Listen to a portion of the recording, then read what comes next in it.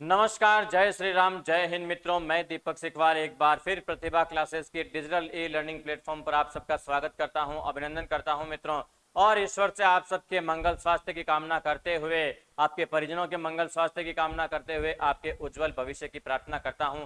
और जैसा कि मित्रों आप जानते हो कि मैं यहाँ पर आपसे हिंदी विषय को लेकर रूबरू होता हूँ। यहाँ आप और हम मिलकर हिंदी विषय पर चर्चा करते हैं और इस चर्चा के अंतर्गत संधि अध्याय का पिछले वीडियो तक हमने विस्तार पूर्वक अध्ययन कर लिया है। आज हम दूसरा जो अध्याय है समास, इस समास अध्याय पर चर्चा आरंभ करने जा रहे हैं। तो आज के हमारी जो चर्चा का विषय आरंभ होने जा रहा है वो एक नया चैप्टर हो रहा है समास। कौन सा चैप्टर हो रहा है? समास। यानी कि आज से हम समास अध्याय पर चर्चा करना शुरू कर रहे हैं और आने वाले कुछ वीडियो तक ये जो चर्चा है वो निरंतर जारी रहेगी। अब हम बात करते हैं सबसे पहले समास। समास शब्द का शाब्दिक अर्थ क्या हो जाता है, समास हम कहते किसे हैं? तो सबसे पहले आप देखिएगा कि समास का जो शाब्दिक अर्थ है, समास का शाब्दिक अर्थ क्या हो जाता है? शाब्दिक अर्थ हो जाता है संक्षिप्तीकरण।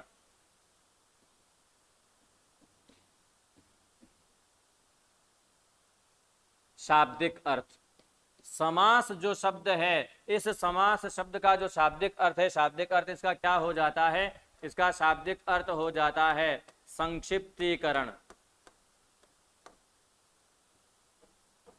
संक्षिप्तीकरण से तात्पर्य है कि लंबे चौड़े वाक्यों में कही जाने वाली बात को कम से कम शब्दों में व्यक्त करना, सीमित शब्दों में व्यक्त करना क्या कहलाता है? समास कहलाता है। और इसी समास को, इसी संक्षिप्तीकरण की प्रक्रिया को हम क्या कहते हैं? समास कहते हैं। अब हम बात करते हैं समास का जो शाब्दिक अर्थ है वो तो आपको अच्छी तरह से समझ में आ गया होगा, आशा करता हूं। अब हम बात करते हैं कि समास का विलोम क्या हो जाता है, समास का जो विपरीत शब्द है वो क्या हो जाता है? समास का विलोम। तो समास का जो विलोम हो जाता है व्यास। समास का विलोम क्या हो जाता है? समास का विलोम हो जाता है व्यास। व्यास का मतलब होता है विस्तार करना। यानी कि समास की प्रक्रिया के अंतर्गत हम एक वाक्य के अंतर्गत कही जाने वाली बात को एक शब्द के द्वारा व्यक्त करते हैं, जबकि व्यास प्रक्रिया के अंतर्गत उसी शब्द को का हम एक वाक्य के रूप में विस्तार करते हैं। यानी कि तिल का ताड़ और राई का पहाड़ करने की जो प्रक्रिया है वो व्यास के अंतर्गत आ जाती है। अब हम बात करते हैं कि समास की जो एक व्यवस्थित परिभाषा है, परिभाषा क्या हो जाती है? समास हम कहते किसे हैं? तो आप अब देखेंगे समास की परिभाषा कि हम समास किसे कहते हैं। समास किसे कहते हैं, परिभाषा क्या है इसकी? बहुत छोटी सी परिभाषा है इसकी और बहुत आसानी से आप इसे याद कर सकते हैं, सीख सकते हैं। परिभाषा इसकी ये हो जाती है कि दो या दो से अधिक, दो या दो से अधिक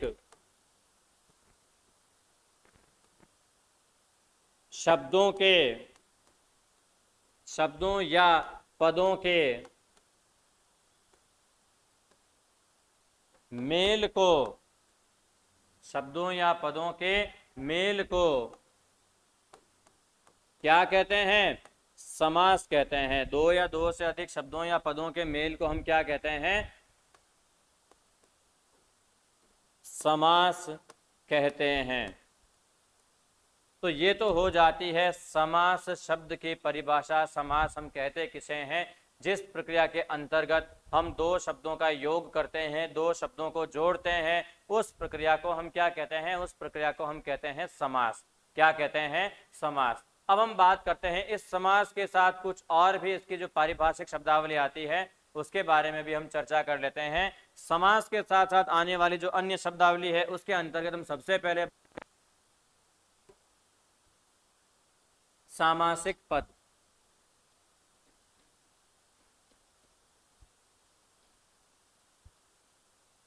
सामासिक पद, सामासिक पद का तात्पर्य है क्या है? ये आप यहां पर देखोगे कि किसी भी वाक्य या कथन में न्यूनतम रूप से जोड़ने के लिए हम जिन दो शब्दों को चिन्हित करते हैं उन चुने गए दो शब्दों को हम क्या कहते हैं? सामासिक पद कहते हैं। आप इसकी परिभाषा लिखिएगा कि किसी वाक्य या कथन में न्यूनतम रूप से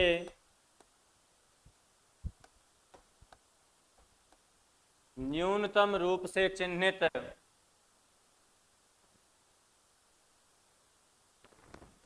न्यूनतम रूप से दो पदों को सामासिक पद कहते हैं।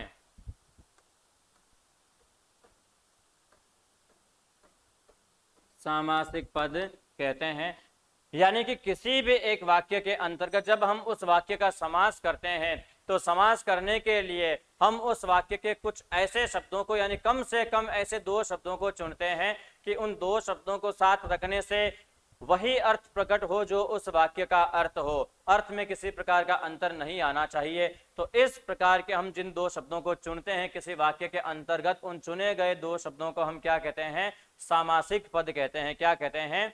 सामासिक पद। अब इसके बाद में दूसरी जो एक परिभाषा और आ जाती है वो आ जाती है समस्त पद। समस्त पद, समस्त पद किसे कहते हैं? कि सामासिक प्रक्रिया के अंतर्गत हमने जिन शब्दों को चुना है उन चुने गए दो शब्दों को संयुक्त करके हम जो एक नया शब्द बनाते हैं उस नए बने हुए शब्द को हम क्या कहते हैं? समस्त पद कहते हैं। क्या कहते हैं? समस्त पद। तो इसकी परिभाषा में आप लिख लीजिएगा, दो सामासिक पदों के योग से निर्मित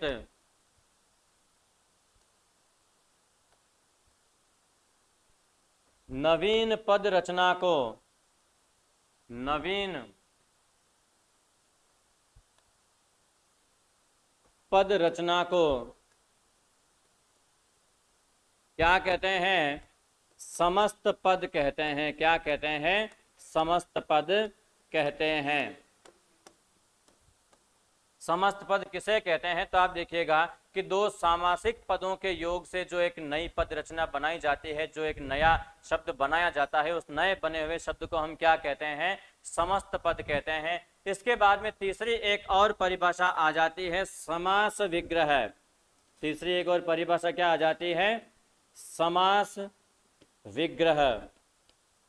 समास विग्रह हर एक समास के अंतर्गत उसका अर्थबोध करवाने वाली एक महत्वपूर्ण प्रक्रिया हो जाती है, इसलिए इसको समझना भी बहुत ज़्यादा जरूरी हो जाता है। हम बात करते हैं समास विग्रह कहते किसे हैं, तो इसकी परिभाषा हो जाएगी कि किसी समस्त पद में प्रत्यक्ष या परोक्ष रूप से आए हुए जितने भी पद होते हैं उन सभी पदों को पृथक करते हुए एक वाक्य के रूप में विस्तरित करने की जो प्रक्रिया है, इसी प्रक्रिया को हम क्या कहते हैं? समस्त पद कहते हैं। परिभाषा आप इसकी लिखिएगा कि किसी समस्त पद में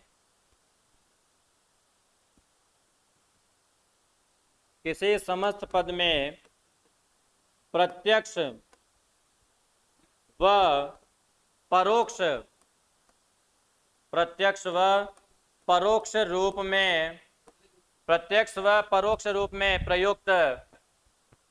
रूप में प्रयुक्त सभी पदों को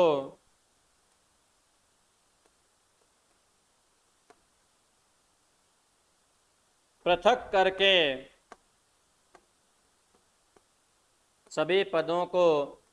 करके एक वाक्य के रूप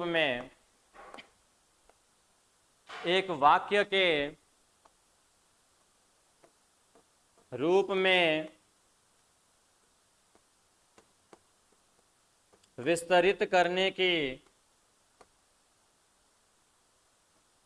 विस्तरित करने की प्रक्रिया को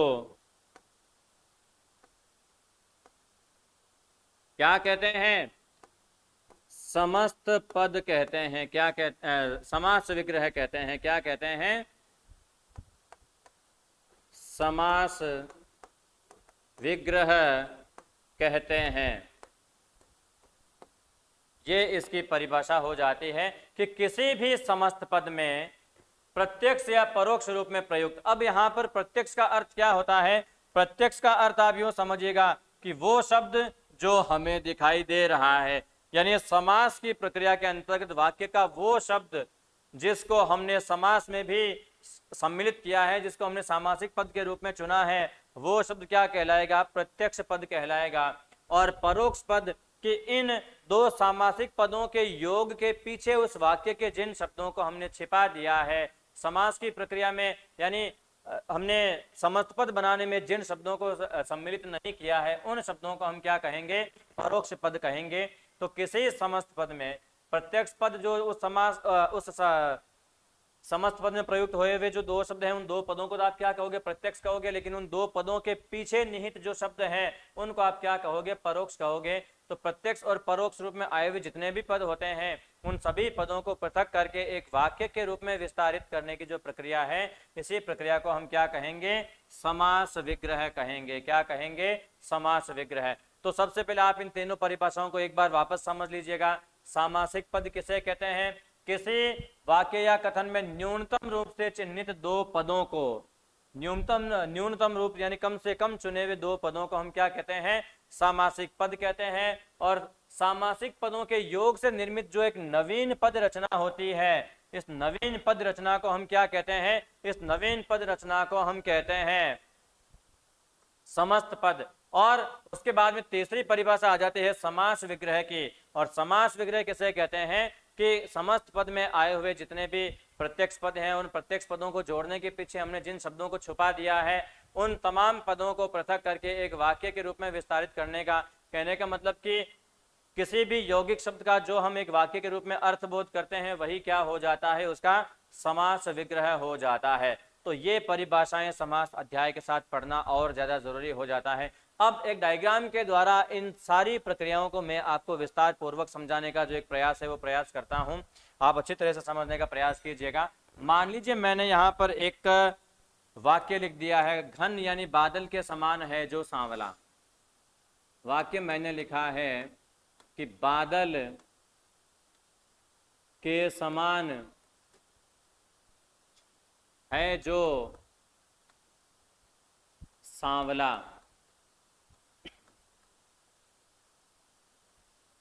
बादल के समान है जो सांवला, ये एक हमने वाक्य लिखा है। इस वाक्य का हमें क्या करना है? ये एक पूरा का पूरा क्या है? एक वाक्य है। आप देख रहे हैं ये पूरा क्या है? एक वाक्य है। और इस विस्तृत वाक्य का आपको क्या करना है? समास करना है। तो किस प्रकार से करोगे? तो सबसे पहले आप क्या करोगे कि इसके अंदर आप कम कम शब्दों को चिन्हित करोगे। कम से कम कितने शब्द चुनने हैं? हमें 2 शब्द चुनने हैं। तो समास की प्रक्रिया के लिए हम जिन 2 शब्दों को चुनेंगे उनमें से पहला शब्द क्या हो जाएगा? बादल। और दूसरा शब्द क्या हो जाएगा? सांवला। समास की प्रक्रिया के लिए हमने इन 2 शब्दों को चुन लिया है। और चुने हुए जो ये 2 शब्द हैं, इन 2 शब्दों को आप सामूहिक रूप से आप क्या कहोगे? इन चुने हुए 2 पदों को, इन चुने हुए 2 पदों को आप कहोगे, इन चुने हुए 2 पदों को आप क्या कहोगे? इनको आप कहोगे सामासिक पद। क्या कहोगे? सामासिक पद। इन चुने हुए 2 पदों को आप क्या कहोगे? इन चुने हुए 2 पदों को आप कहोगे सामासिक पद। अब यहाँ पर आपको एक बात का और ध्यान ये रखना है कि सामान्यतः वाक्यों में हम तद्भव शब्दों का प्रयोग करते हैं, और जब हम उनका समास करते हैं तो सामान्यतः ये जो तद्भव शब्द हैं, ये तद्भव शब्द तत्सम शब्दों में रूपांतरित हो जाते हैं। ठीक है। तो अब आपको क्या करना है? ये जो तद्भव शब्द हैं, इन तद्भव शब्दों को आपको तत्सम शब्दों में रूपांतरित करना है। यानी कि बादल और सांवला, ये जो दोनों शब्द हैं, इन दोनों ही शब्दों को जो कि वाक्य में आप देख रहे हैं कि अभी इनका जो रूप है वो तद्भव रूप है, और इनको हमें किस रूप में परिवर्तित करना है? तत्सम रूप में परिवर्तित करना है। सामासिक पद जो अभी प्रयुक्त हुए हैं, साथ में आप डिक्टेशन लिखते चलिएगा कि सामासिक पद में जो शब्द प्रयुक्त हुए हैं वो सभी शब्द क्या है? अभी तद्भव शब्द है। और समास करने की प्रक्रिया में हम क्या करते हैं कि इन तद्भव शब्दों को किसमें रूपांतरित कर देते हैं? तत्सम शब्दों में रूपांतरित कर देते हैं। अब आप तत्सम शब्दों में आप जब देखोगे तो बादल का जो तत्सम रूप है, बादल का तत्सम रूप क्या हो जाता है? बादल का जो तत्सम रूप हो जाता है घन। बादल का तत्सम रूप क्या हो जाता है? घन। और ये जो सांवला है, सांवला का तत्सम रूप क्या हो जाता है? सांवला का तत्सम रूप हो जाता है श्याम। सांवला का तत्सम रूप क्या हो जाता है? श्याम। तो अब आप यहाँ पर देख रहे हैं कि जो तत्सम शब्द थे इन तत्सम शब्दों को हमने किस में रूपांतरित कर दिया है, जो तद्भव शब्द थे उनको हमने तत्सम शब्दों में रूपांतरित कर दिया है। बाकी मूल रूप से देखा जाए तो अभी ये घन भी क्या है, सामासिक पद है, और ये श्याम भी क्या है, एक सामासिक पद ही है। ठीक है, अब हम बात करते हैं कि इनको हम जोड़ेंगे। तो जोड़ने के लिए अब हम किन शब्दों को, जिन शब्दों को हमने चुना है, हमने किसको चुना है, पहले हमने बादल को चुना है, बादल का जो तत्सम रूप है घन, हमने अब इसको चुन लिया है, और जो सांवला का जो तत्सम रूप है श्याम, इसको चुन लिया है। अब हम जोड़ेंगे किसको, अब हम जोड़ेंगे इन दो शब्दों को। इन दो शब्दों को जोड़कर हम जो एक नया शब्द बनाएंगे, वो नया शब्द क्या हो जाएगा, वो नया शब्द हो जाएगा घनश्याम। नया शब्द क्या हो जाएगा, घनश्याम। ये नया शब्द हमने बना दिया है।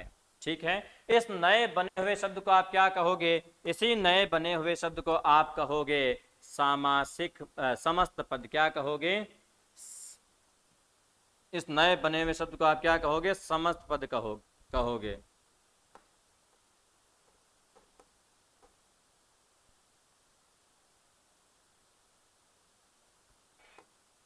इस नए बने हुए शब्द को अब आप क्या कहोगे, समस्त पद कहोगे। तो ये क्या हो जाता है, ये एक समस्त पद हो जाता है। क्या हो जाता है, एक समस्त पद हो जाता है। समस्त पद क्या हो जाता है, घनश्याम। घनश्याम के अंतर्गत आप देखिएगा हमने क्या किया है कि हमने जिन दो सामासिक पदों को चुना है, उन्हीं सामासिक पदों का योग करके हमने एक नया शब्द बना दिया है। और इसी नए बने हुए शब्द को हम क्या कहेंगे, हम इस नए बने हुए शब्द को कहेंगे समस्त पद। और अब हम बात करते हैं इसकी जो अगली प्रक्रिया है, अगली प्रक्रिया क्या हो जाती है, इसकी अगली प्रक्रिया हो जाती है समास विग्रह। अगली प्रक्रिया क्या हो जाती है, समास विग्रह। तो समास विग्रह में आप क्या करते हो कि ये जो घनश्याम है, अब आप देखते हो कि इस घनश्याम के अंतर्गत जो प्रत्यक्ष शब्द है वो कौन कौन से, घन और बादल, घन और श्याम, यानी कि बादल और सांवला। ये जो दो शब्द हैं, ये तो दो शब्द इसमें क्या हो गए, ये दो शब्द इसमें हो गए प्रत्यक्ष। ये दो शब्द क्या हो गए, प्रत्यक्ष। और ये जो के समान है, जो ये जो पद है, ये इसके पीछे क्या हो जाते हैं, ये इसके पीछे हो जाते हैं अप्रत्यक्ष या परोक्ष कहा जा सकता है इनको। तो ये परोक्ष यानी छिपे हुए पद जो हैं वो हो जाते हैं। तो इन तमाम पदों को पृथक करके एक वाक्य के रूप में जो लिखने की प्रक्रिया है, इसी प्रक्रिया को हम क्या कहेंगे, इस प्रक्रिया को हम कहेंगे समास विग्रह। इस प्रक्रिया को हम क्या कहेंगे, समास विग्रह। ठीक है, तो ये जो प्रक्रिया है ये क्या कहलाएगी, समास विग्रह कहलाएगी। अब आप इन तीनों परिभाषाओं को एक बार वापस समझ लीजिएगा कि किसी वाक्य या कथन में न्यूनतम रूप से चुने गए दो पदों को हम क्या कहते हैं, सामासिक पद कहते हैं। तो आप यहाँ पर देखोगे ये पूरा का पूरा वाक्य है, और इसमें चुने गए दो शब्द कौन कौन से हैं, बादल और सांवला। ये जो दो चुने गए पद हैं, इन दो चुने गए पदों को आप क्या कहोगे, सामासिक पद कहोगे। दूसरी जो परिभाषा है, दूसरी परिभाषा आपको ये कहती है समस्त पद की, कि सामासिक पदों के योग से निर्मित नवीन पद रचना को क्या कहते हैं, समस्त पद कहते हैं। तो आप यहाँ पर देखोगे जो बादल और सांवला सामासिक पद हमने चुने थे, इन्हीं का रूपांतरण करते हुए घन और श्याम में इनको बदल करके हमने घनश्याम इसका जो एक रूप बना लिया है। ये घनश्याम क्या हो जाता है, एक समस्त पद हो जाता है। और इसी घनश्याम रूपी समस्त पद में अगली जो परिभाषा है ये आप समझ लोगे समास विग्रह की, कि किसी समस्त पद में, यानी घनश्याम हमारे पास में क्या है, एक समस्त पद है। इसमें प्रत्यक्ष शब्द हो जाते हैं घन और श्याम, और परोक्ष शब्द हो जाते हैं के समान है जो। और इन्हीं तमाम पदों को आप यहाँ पर देखोगे कि घनश्याम के अंतर्गत घन और श्याम यानी कि बादल और सांवला, ये दो तो क्या हो जाते हैं, प्रत्यक्ष शब्द हो जाते हैं। और के समान है जो, ये जो पद है ये क्या हो जाता है, परोक्ष हो जाता है। और इन्हीं प्रत्यक्ष और परोक्ष पदों को पृथक करके पूरे एक वाक्य के रूप में लिखने की जो प्रक्रिया है, इसी प्रक्रिया को हम यहाँ पर क्या कह देंगे, समास विग्रह कह देंगे। क्या कह देंगे, समास विग्रह कह देंगे। तो इस प्रकार मित्रों आशा करता हूँ कि ये जो परिभाषा है ये सब अब आपके अच्छी तरह से समझ में आ गई होगी। ठीक है, अब हम बात करते हैं इसके बाद में आगे हम बात करते हैं कि समास के जो भेद होते हैं वो भेदों को हम कितने आधारों पर हम वर्गीकृत करते हैं, तो उन भेदों के बारे में। ठीक है,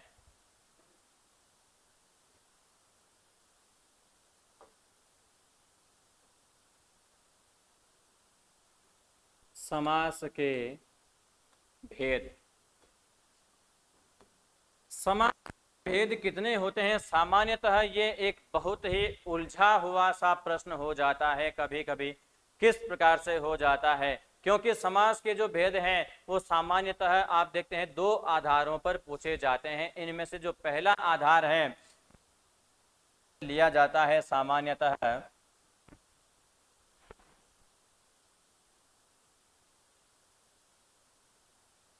के आधार पर। किसके आधार पर?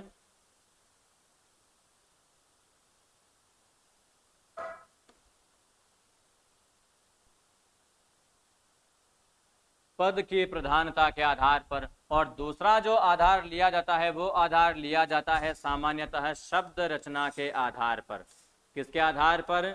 शब्द रचना के आधार पर। पद की प्रधानता के आधार पर जो समासों की संख्या है ये संख्या हो जाती है 4। कितनी हो जाती है?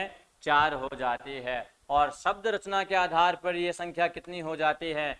शब्द रचना के आधार पर यह संख्या पहुंच जाती है 6।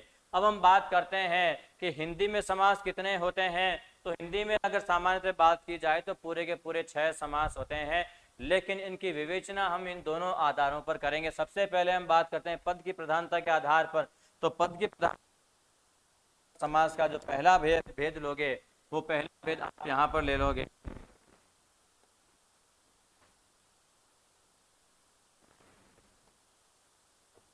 पूर्व पद प्रधान।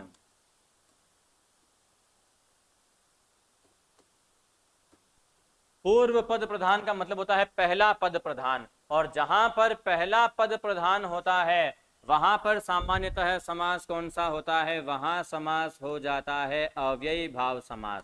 कौन सा समास हो जाता है? अव्ययी भाव समास हो जाता है। और शब्द रचना के आधार पर भी हम इस पहले समास को अव्ययी भाव समास के रूप में मान्यता देते हैं। अव्ययी भाव समास ये हो जाता है इसका पहला भेद। उसके बाद में हम बात करते हैं दूसरे भेद की। जो दूसरा इसका जो भेद है, दूसरा भेद क्या हो जाता है? दूसरा इसका भेद हो जाता है उत्तर पद प्रधान।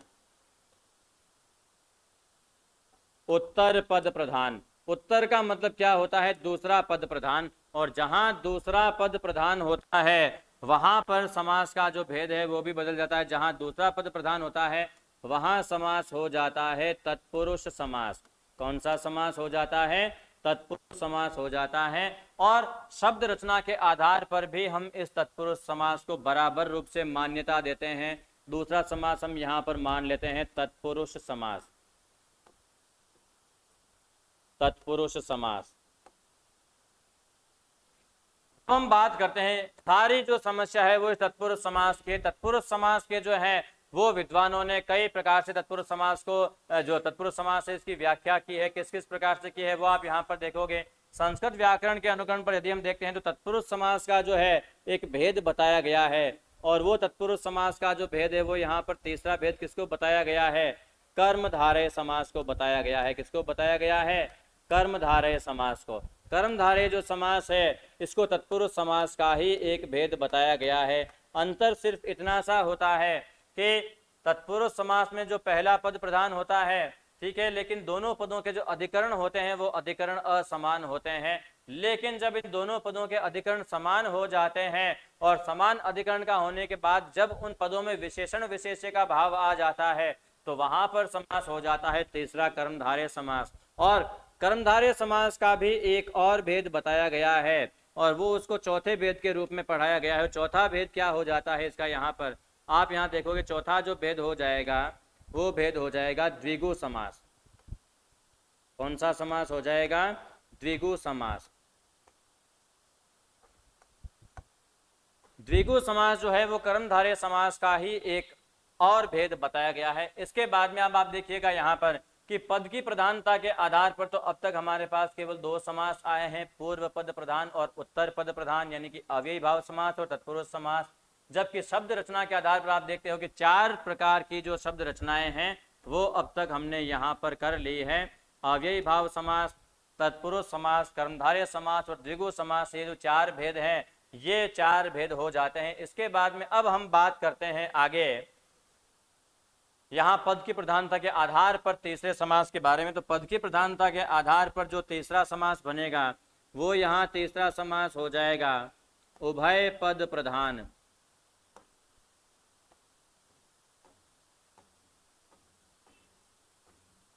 उभय पद प्रधान। उभय का मतलब होता है दोनों।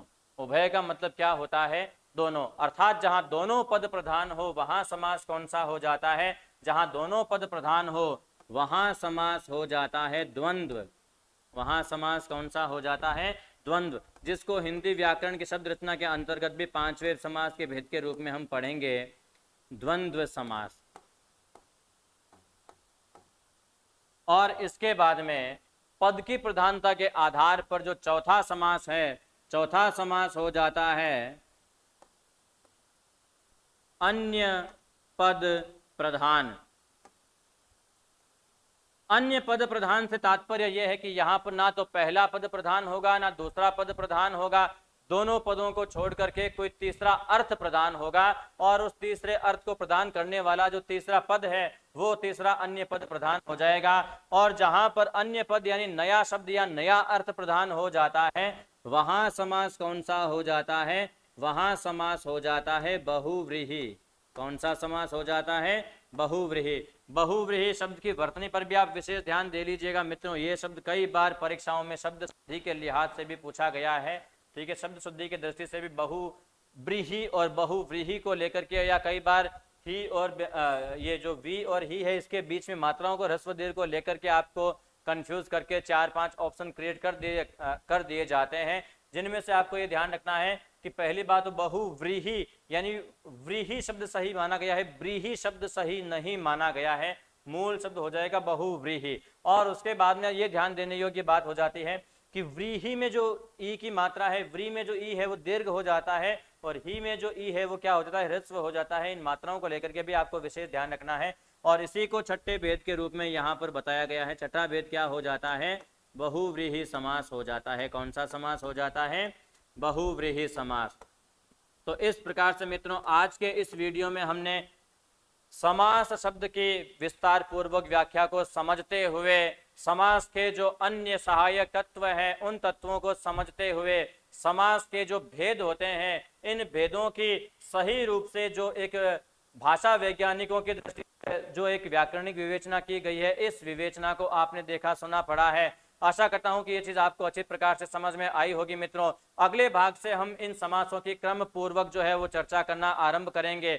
जाने से पहले आपको एक बात और कहना चाहूंगा मित्रों, यदि आपने प्रतिभा क्लासेस की यूट्यूब चैनल को सब्सक्राइब नहीं किया है तो जरूर सब्सक्राइब करके बेल आइकन को प्रेस करके ऑल को जरूर सेलेक्ट कर लें, ताकि आने वाले जितने भी अपडेट्स हैं वो सबसे पहले आप तक नियमित रूप से पहुंचते रहें, और इसी प्रकार से आपका और हमारा जो एक सहयोगात्मक संबंध है ये संबंध बना रहे, और प्रतिभा संस्थान के द्वारा जो आपको आपके शिक्षण में जो सहायता दी जा रही है वो इसी माध्यम से आपके पास नियमित रूप से पहुंचती रहे मित्रों। इसी के साथ मैं दीपक सिकवाल आपके उज्जवल भविष्य की प्रार्थना करते हुए अपनी वाणी को यहीं पर विराम देता हूं।